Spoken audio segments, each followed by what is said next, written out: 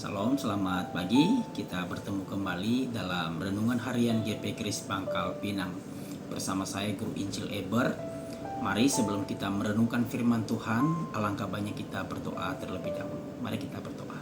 Bapa di surga, terima kasih untuk anugerah-Mu penyertaan dalam hidup kami. Kami bersyukur untuk setiap nafas kehidupan kami masih menikmati hari yang baru di pagi hari ini oleh karena kemurahan dan kebaikan Tuhan. Dan untuk mengawali setiap kegiatan kami sepanjang hari ini, kami rindu Tuhan berbicara kepada kami, mengingatkan kami melalui firman Tuhan yang sebentar kami akan dengar.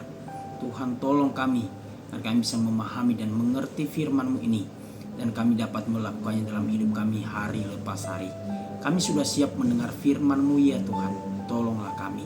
Dalam nama Tuhan Yesus kami berdoa dan mengucap syukur. Amin. Saudara yang dikasihi oleh Tuhan, tema kita hari ini adalah ketika tidak lagi menjadi sebuah tim. Dari Kejadian pasal 2 ayatnya yang ke-18. Demikian firman Tuhan.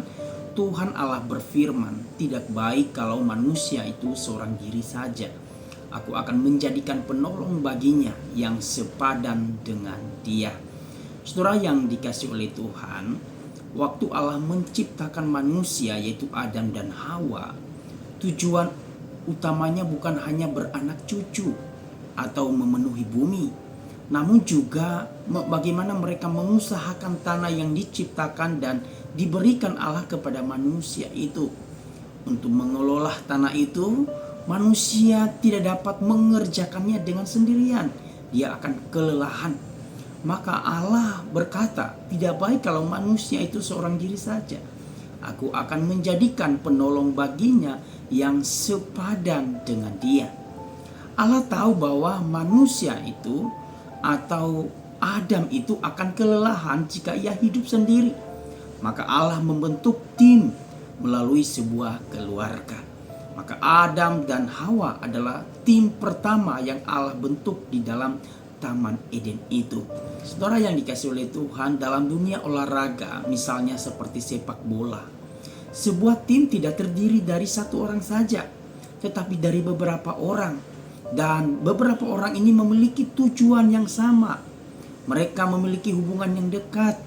Mereka memiliki chemistry. Mereka saling bekerja sama, saling menopang, saling memaafkan jika ada kesalahan atau kelalaian, dan saling menutupi kelemahan satu sama yang lain. Demikian juga dengan keluarga.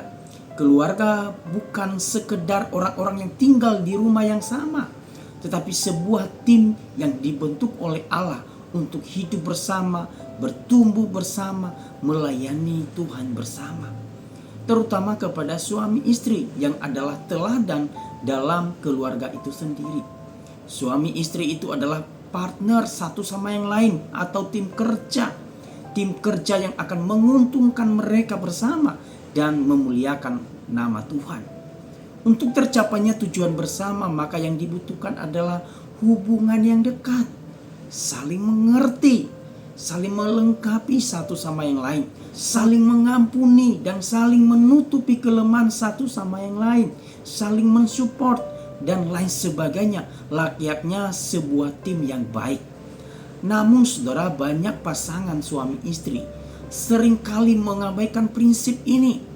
Paling sedikit ada dua yang mau saya sampaikan, bukti bahwa tim suami istri itu sudah hancur, sudah berantakan, yang berarti hubungan mereka sudah retak. Yang pertama itu adalah berjalan sendiri-sendiri. Perbedaan memang ada, termasuk perbedaan pendapat dan cara pandang, itu sudah pasti ada di dalam keluarga. Tetapi jika suami dan istri tidak pernah mencari solusi untuk mengambil keputusan bersama, maka sebenarnya yang terjadi bukan sekedar perbedaan, tetapi keretakan hubungan di antara mereka. Suami berjalan ke utara, istri berjalan ke selatan. Di sini tidak mungkin ada yang mau mengalah.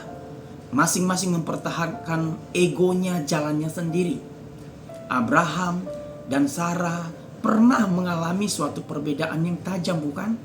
Yaitu dalam kaitannya dengan Hagar dan Ismail.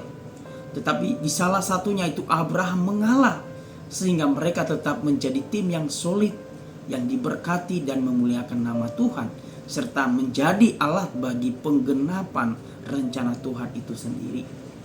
Jika suami dan istri itu berjalan sendiri-sendiri, maka masing-masing akan merasa bahwa dialah yang selama ini mengatasi segala masalah di dalam keluarga. Akan dengan mudah terdengar teriakan suami, "Tahu nggak, selama ini saya yang berjuang di dalam rumah ini untuk mengatasi masalah-masalah kita, masalah keluarga kita, termasuk masalah keuangan." Istri pun tidak mau ketinggalan, ia pun berteriak dengan nada yang keras, "Selama ini kamu kemana? Saya yang mengurus rumah ini sehingga bersih seperti ini." Saudara, jika terjadi seperti itu, sudah dapat dipastikan hubungan mereka retak atau rusak. Yang kedua adalah mulai hitung-hitungan. Saudara, di dalam pernikahan Kristen yang sehat, tidak pernah terjadi pemisahan harta. Yang ini milik suami, yang itu milik istri. Sebaliknya, harta menjadi milik bersama. Sebagai sebuah tim, jika ada untung dirasakan bersama, bukan? Jika ada kerugian, maka ditanggung bersama. Tetapi yang sering terjadi dalam keluarga adalah perdebatan antara suami dan istri seperti berikut ini. Suami berkata, "Rumah ini saya yang beli. Selama ini kamu hanya menumpang saja di rumah ini. Jangan seenaknya menerima teman-temanmu di sini." Kemudian istri menyahut, "Baiklah kalau begitu. Tetapi ingat, selama ini kamu ke kantor, kamu kemana-mana, kamu pakai mobil hasil jeripayahku, bukan? Aku yang mengelola keuangan itu." Saudara, salah satu ujian dalam sebuah hubungan yang baik adalah harta, bukan? Ketika satu sama yang lain menyadari bahwa mereka adalah satu tim, maka harusnya mereka tidak akan hitung-hitungan satu sama yang lain. Tetapi jika yang terjadi adalah sebaliknya, maka mereka berada pada titik terendah sebuah hubungan. Saudara yang dikasihi oleh Tuhan, kita harus percaya bahwa Allah memanggil setiap keluarga Kristen untuk menjadi sebuah tim yang memuliakan Dia.